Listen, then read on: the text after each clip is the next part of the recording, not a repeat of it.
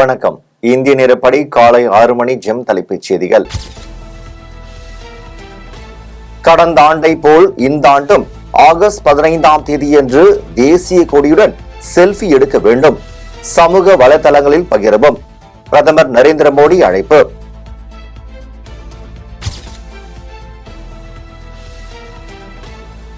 நாட்டின் சமூக நீதியை நிலைநாட்ட சாதிவாரி கணக்கெடுப்பை மத்திய அரசு உடனே நடத்த வேண்டும் என முதலமைச்சர் மு.க. ஸ்டாலின் வலியுறுத்தல்.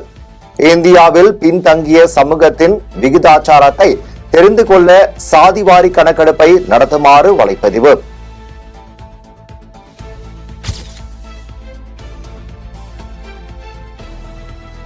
மத்திய நிதி அமைச்சர் பட்ஜெட் அல்வா கிண்டும் புகைப்படத்தை காட்டி விமர்சித்த ராகுல் காந்தி சாதிவாரி கணக்கெடுப்பு குறித்து பேசிய போது நிர்மலா சீதாராமன் சிரித்து கேலி பண்ணதாக ராகுல் வலைப்பதிவு.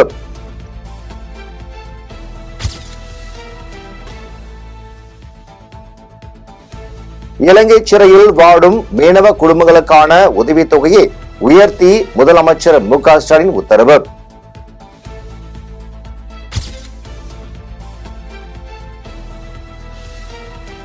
அரசின் வரி தீவிரவாதத்தால் இந்திய மக்கள் கடுமையாக பாதிக்கப்பட்டுள்ளதாக மக்களவையில் ராகுல் பேச்சு. மகாபாரதத்தில் அபிமன்யு சக்கர வியூகத்தில் சிக்கியது போல் நாடும் தாமரை வியூகத்தில் சிக்கியுள்ளதாக விமர்சனம்.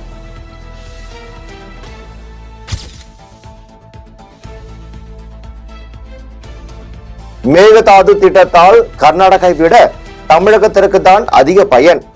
கர்நாடக முதலமைச்சர் சித்தராமையா விளக்கம்.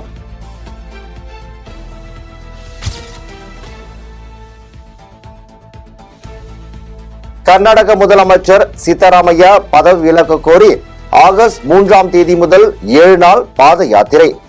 பெங்களூருவில் இருந்து மைசூருக்கு பாத யாத்திரை செல்வதாக பாஜக கூட்டணி அறிவிப்பு.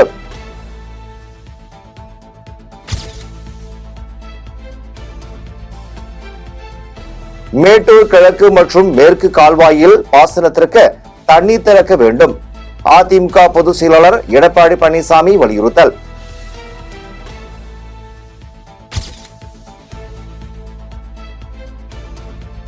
நரேந்திர மோடி 3வது முறையாக பிரதமர் ஆனதை ராகுல் காந்தியால் ஜீரணிக்க முடியவில்லை என வானதி சீனிவாசன் குற்றச்சாட்டு. குடும்ப அரசியலில் மூழ்கி திளைக்கும் ராகுல் காந்திக்கு பாஜகவை பற்றி பேச எந்த உரிமையும் இல்லை என்று பேச்சு.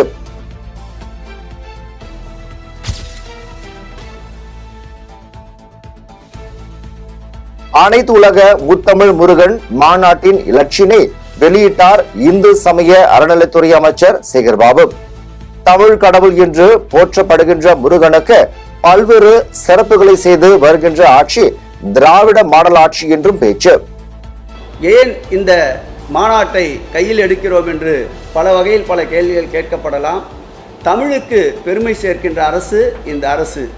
அதனால்தான் செம்மொழி மாநாட்டை மாண்புமிகு கலைஞர் அவர்கள் நடத்தி காட்டினார். தமிழ் கடவுள் என்று போற்றப்படுகின்ற முருக கடவுளுக்கு விழா எடுக்கின்றோம். இதில் ஒரே நேரத்தில் 2 வகையான அம்சங்கள். ஒன்று, ஆன்மீகத்திலே இந்த ஆட்சி இந்த கட்சி எந்த வகையிலும் தடையிலே இல்லை. தமிழை முன்னெடுக்கின்ற ஒரு ஆட்சியாக இந்த ஆட்சி இருக்கின்றது என்ற 2 பொருள்களை இந்த மாநாடு நிறைவு செய்கின்றது. இந்த மாநாட்டை பொறுத்தளவில் முழு ஆக்கம் மாண்புமிகு தமிழக முதலமைச்சர் அவர்களால் தான். மாண்புமிகு தமிழக முதலமைச்சர் அவர்களுடைய மேற்பார்வையில் தான், தொடர்ந்து அவருடைய ஆலோசனைகள் அறிவுறுத்தல்படிதான், அவருடைய உத்தரவுப்படி தான் அனைத்து நிகழ்வுகளும் நடத்தி கொண்டிருக்கின்றோம். தமிழகத்தில் முன் விரோதம் காரணமாக பழிக்கு பழியாக நடக்கும் கொலைகளுக்கு அரசு ஒன்றும் செய்ய முடியாது என அமைச்சர் ரகுபதி பேச்சு. அரசியல் தலைவர்கள் கோரிக்கை வைத்தால் அவர்களுக்கு உரிய பாதுகாப்பு வழங்கப்படும் என்று விளக்கம்.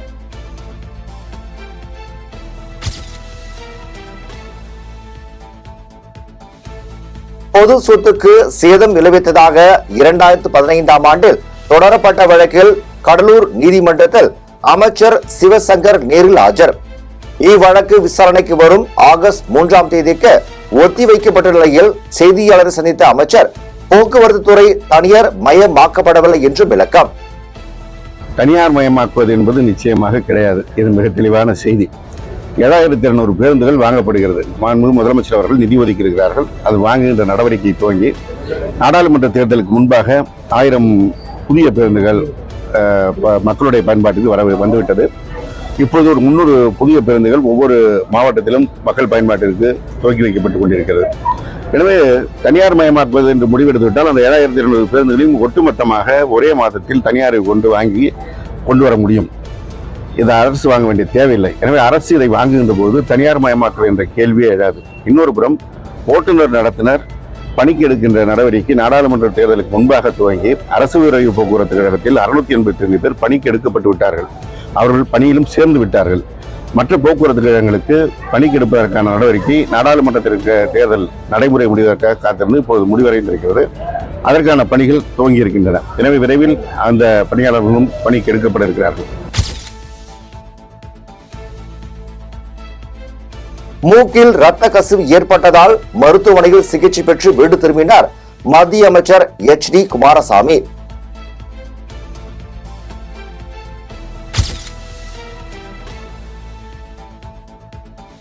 கடலூர் மாவட்டம் வடலூரில் பயிற்சியின் போது 10ஆம் வகுப்பு மாணவன் தலையில் ஈட்டி பாய்ந்து விபத்து. பலத்த காயமடைந்த மாணவன் மூளைச்சாவு அடைந்ததாக மருத்துவர்கள் தகவல்.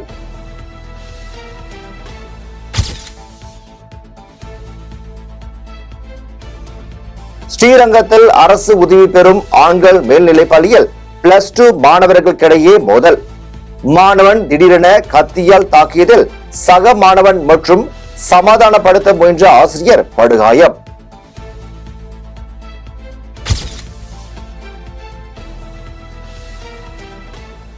தமிழ்நாட்டில் குறிப்பிட்ட தனியார் மருத்துவமனைகளில் குழந்தைகளுக்கான தடுப்பூசி விரைவில் இலவசமாக செலுத்தப்படும் என தமிழக அரசு அறிவிப்பு. தனியார் மருத்துவமனைகளில் கூடுதல் விலை வைத்து குழந்தைகளுக்கான தடுப்பூசிகள் செலுத்தப்படுவதாக குற்றச்சாட்டு எழுந்த நிலையில் நடவடிக்கை.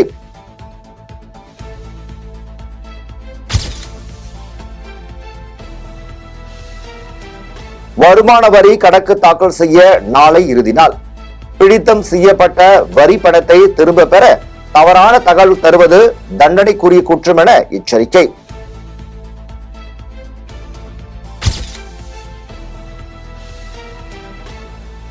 சென்னையில் இருந்து கடல் மார்க்கமாக இலங்கைக்கு கடத்தப்படவிருந்த 70 கோடி ரூபாய் மதிப்பிலான மெத்தம்பெட்டமைன் போதைப் பொருள் பறிமுதல். ராமநாதபுரம் செல்ல கிளாம்பாக்கம் பேருந்து நிலையத்தில் நின்று கொண்டிருந்த நபரிடம் 6 கிலோ போதைப் பொருள் சிக்கியது.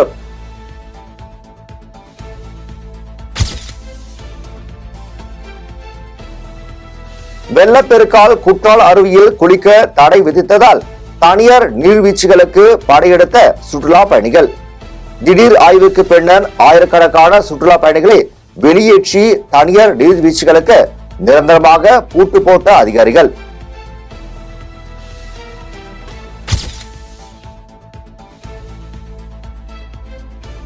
சேலம் மேட்டூர் அணையின் நீர்மட்டம் 118.02 அடியாக உயர்வு. மேட்டூர் அணைக்கு வினாடிக்கு 1,05,264 கன அடி தண்ணீர் வந்து கொண்டிருப்பதாக பொதுப்பணித்துறை தகவல்.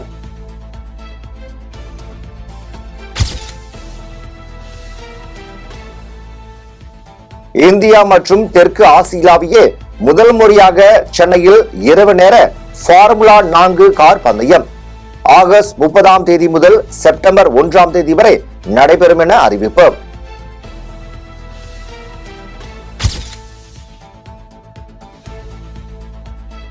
ஜியோ, ஏர்டெல், வோடபோன் உள்ளிட்ட தனியார் செல் நிறுவனங்களில் கட்டண உயர்வு எதிரொலி.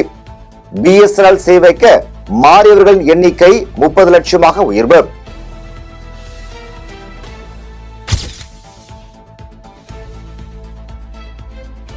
ஜம்மு காஷ்மீரில் பழைய இரும்பு கடையில் மர்ம பொருள் வெடித்து விபத்து, 4 பேர் உயிரிழப்பு.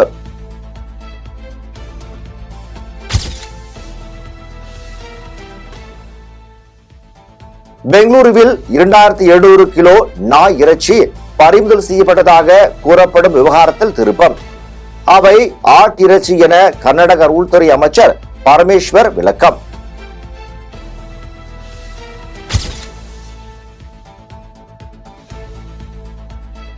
அமெரிக்க அதிபர் தேர்தலில் போட்டியிடும் ஜனநாயக கட்சி வேட்பாளர் கமலா ஹாரிஸுக்கு குவிந்த தேர்தல் பிரச்சார நிதி. ஒரே வாரத்தில் சுமார் 1674 கோடி ரூபாய் வசூலான நிலையில் புதிதாக 1,70,000 ஆதரவாளர்கள் கட்சியில் இணைந்ததாக தகவல்.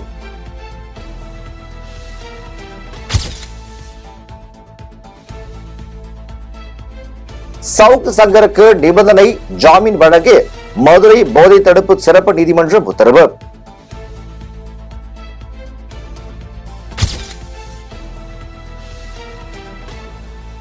கர்நாடகாவில் மணிக்கு 130 கிலோமீட்டர் வேகத்தை தாண்டும் ஓட்டுநர்கள் மீது எஃப்ஐஆர் பதிவு செய்வதை தொடங்கியது கர்நாடக அரசு.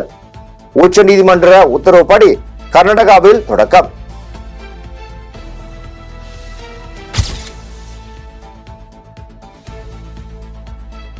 கள் விற்பனைக்கான தடையை நீக்க கோரிய விண்ணப்பத்தை பரிசீலித்து தகுந்த உத்தரவு பிறப்பிக்க தமிழக அரசுக்கு உயர்நீதிமன்றம் உத்தரவு.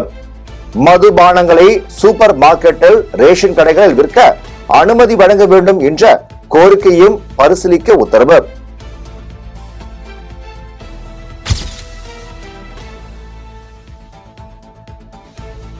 லிம்பிக்கில் பேட்மிண்டன் காலிறுதிக்கு தகுதி பெற்ற முதல் இந்திய இரட்டரை ஜோடி என்ற பெருமையை பெற்றது சாத்விக் சிராக் இணை. லீ போட்டிகளின் முடிவில் சி பிரிவில் 2வது இடம்.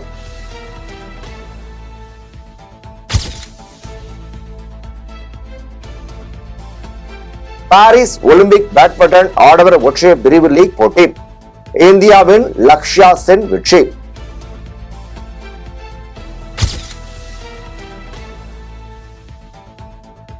பாரிஸ் ஒலிம்பிக்ஸ் போட்டியில் இந்தியா அர்ஜென்டினா இடையேயான ஹாக்கி லீக் சுற்று ஆட்டம் டிரா.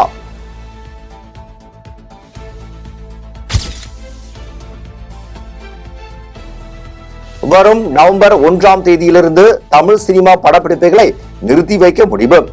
சம்பளம் மற்றும் இதர செலவுகளை முறைப்படுத்தி மறு சீரமைப்பு செய்ய தயாரிப்பாளர்கள் சங்கம் உள்ளிட்ட அமைப்புகள் நடவடிக்கை.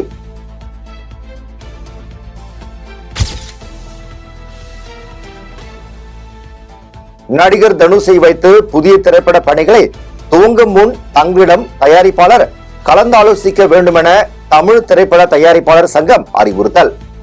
பல தயாரிப்பாளர்களிடம் தனுஷ் முன்பணம் பெற்றிருப்பதால் கட்டுப்பாடு விதிக்கப்படுவதாக விளக்கம்.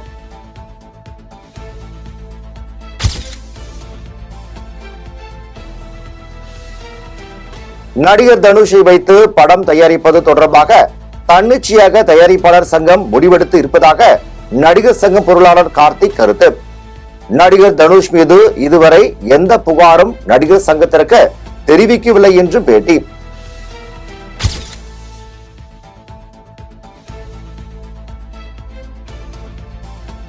இயக்குனர் மாரி செல்வராஜ் இயக்கத்தில் உருவாகியுள்ள வாழை திரைப்படத்தின் 2வது பாடலை வெளியிட்டது படக்குழு.